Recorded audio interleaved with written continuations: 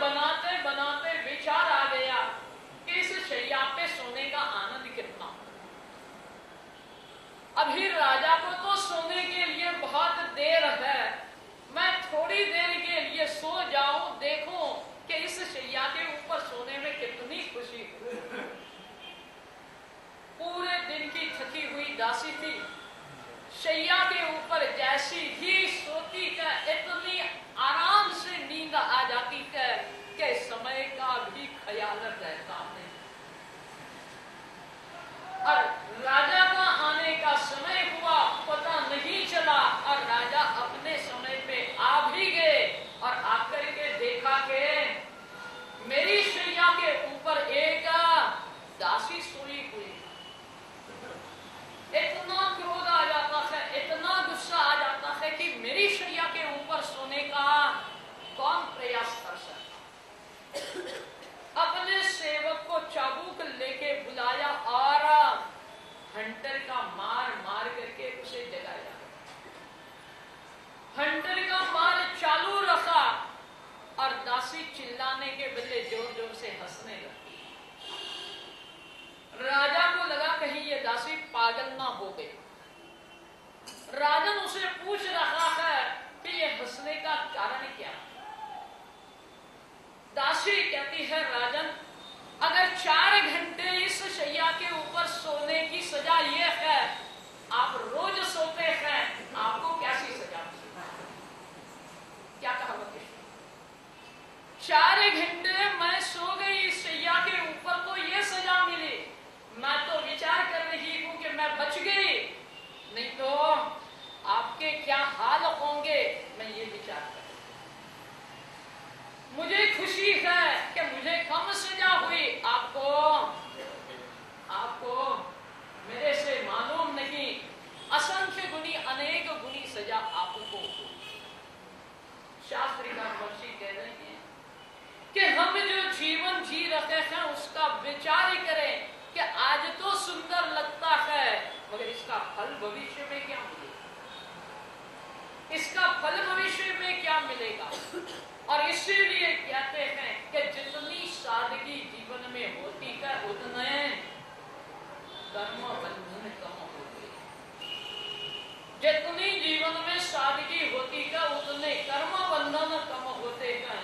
जितना आरामदायी और सुखदायी जीवन होता है उतना पाप का प्रमाण बढ़ता हुआ चला जाता।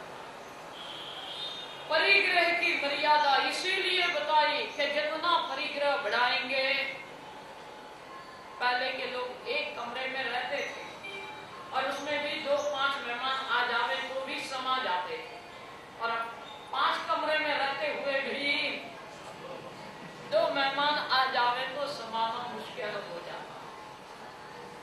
पहले जगह छोटी थी, परिग्रह कम था, मगर दिल और उदारता बहुत बड़ी। आज परिग्रह बहुत बड़ा है, दिल छोटा हो। यहाँ पे हमें सावधान करते हुए कहते हैं कि रे जीवा, इस दुनिया से जाने का समय होगा, तब इस सामग्री में से, परिग्रह में से कोई भी शरण देने के लिए तैयार नहीं। ऐसे समय के ऊपर अरिहंत परमात्मा का शरण ही काम आएगी। अंत में यही जड़ी बूटी काम आएगी, इसके बिना दूसरा दुनिया की कोई जड़ी बूटी काम में आने वाली नहीं है।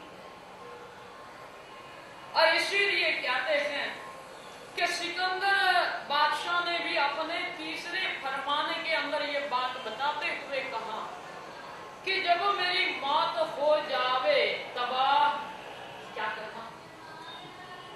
जब मेरी मौत हो जावे तब वैद्यों और हकीमों को यहाँ पे बुलाना। वैद्य और हकीमों को बुला करके मेरी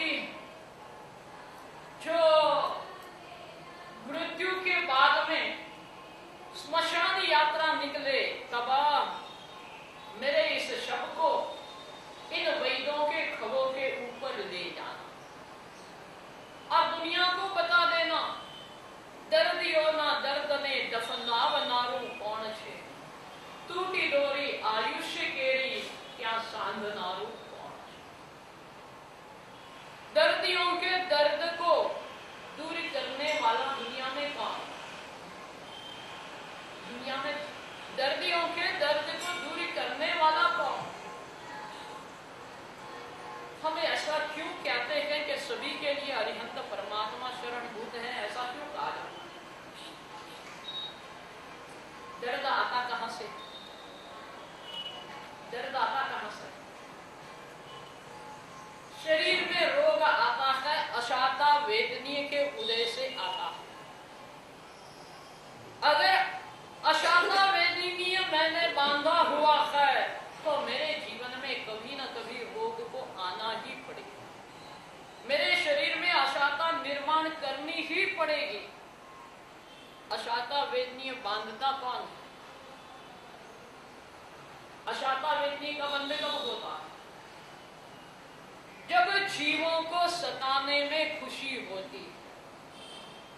जब जीवों को सताने में खुशी होती।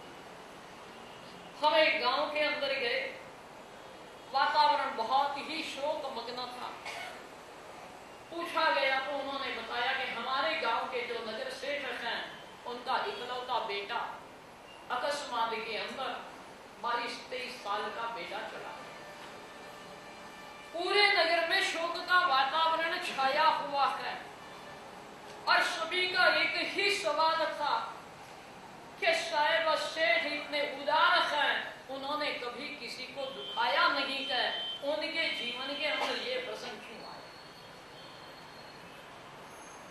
परमात्मा का शासन तो कहता है जब दूसरा कोई भी कारण नजर में ना आवे तब अदृश्य कारण के रूप में कर्म सत्ता वहां पे आकर के हाजिर हो जाती है। कर्म सत्ता आकर के हाजिर हो जाती है कि कहीं न कहीं ऐसा कोई कर्म किया है जिसके कारण जीवन के अंदर ये प्रसंग हुआ।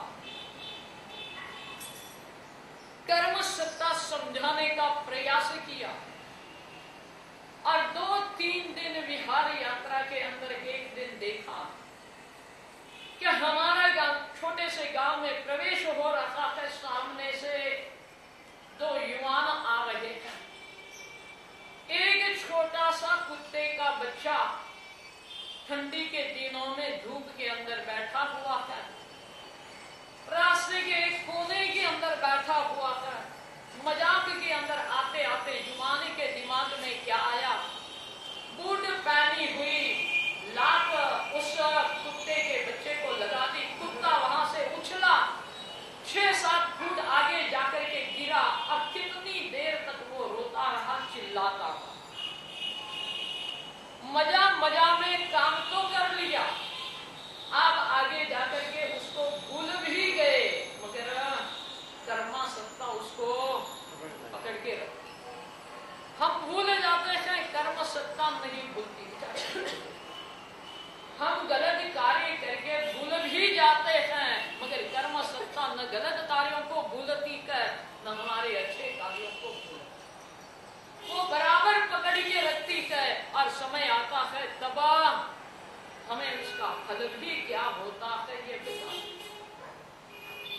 हम विचार कर रहे हैं कि कुत्ते को इस प्रकार से शांति से अपने स्थान पे बैठे हुए कुत्ते को ऐसा करने का भाव कहां से जाता है? भाव कहां से जाता है? अगर अरिहंत परमात्मा को जाना है, अरिहंत परमात्मा के धर्म को जाना है, अहिंसा परमो धर्म को जाना है, दया धर्म का मूल है, इसे जाना है, वो व्यक्ति कभी भी ऐसा कार्य नहीं कर सकता। सभी का मूल अरिहंत परमात्मा इसीलिए है कि हमारे अरिहंत परमात्मा ने एक केंद्रीय से लगा करके पंचेंद्रिय के तक के सभी जीवों को अभयदान देने की बात बताई। सभी जीवों को सुख और शांति प्रदान करने की बात बताई है।